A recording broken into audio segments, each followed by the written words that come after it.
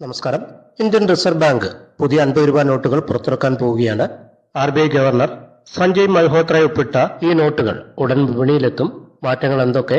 പഴയ നോട്ടുകൾ ഇനി ഉപയോഗിക്കാൻ കഴിയുമോ? എല്ലാ വിശദാംശങ്ങളും ഈ വീഡിയോയിൽ അറിയാം. ചാനൽ ആദ്യമായിട്ട് കാണുന്നവർ സബ്സ്ക്രൈബ് ചെയ്യുക, വീഡിയോയ്ക്ക് ഒരു ലൈക്ക് കൂടി ചെയ്യുക. പുതിയ 50 രൂപ നോട്ടുകൾ പുറത്തിറക്കുമെന്ന് റിസർവ് ബാങ്ക് അറിയിച്ചു.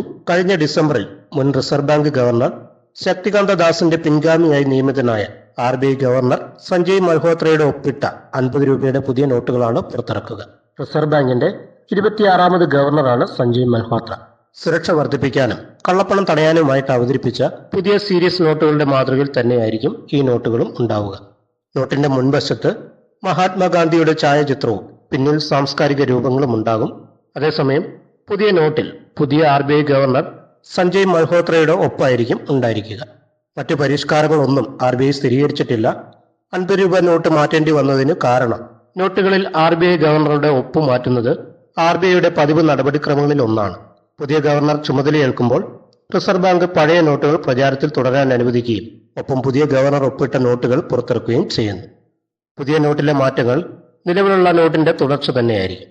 പുതിയ നോട്ടുകൾ ഇറക്കുന്നത് വിപണിയിൽ കൂടുതൽ നോട്ടുകൾ എത്തിച്ച് പണവ്യവസ്ഥയുടെ തുടർച്ചയായ ഒഴുക്ക് ഉറപ്പാക്കാൻ വേണ്ടി മാത്രമാണ്. അതേസമയം മുമ്പ് പുറത്തിറക്കിയ എല്ലാ 50 രൂപ നോട്ടുകളും ഇപ്പോഴും നിയമപരമായ കറൻസി തന്നെയാണെന്നും സാധ്യതയുള്ളതായിരിക്കുമെന്നും RBI വ്യക്തമാക്കി. അപ്പോൾ പുതിയ വാർത്തകൾക്കും അറിയിപ്പുകൾക്കുമായിട്ട് ചാനൽ സബ്സ്ക്രൈബ് ചെയ്യുക. മറ്റൊരു വീഡിയോയുമായിട്ട് വീണ്ടും കാണാം.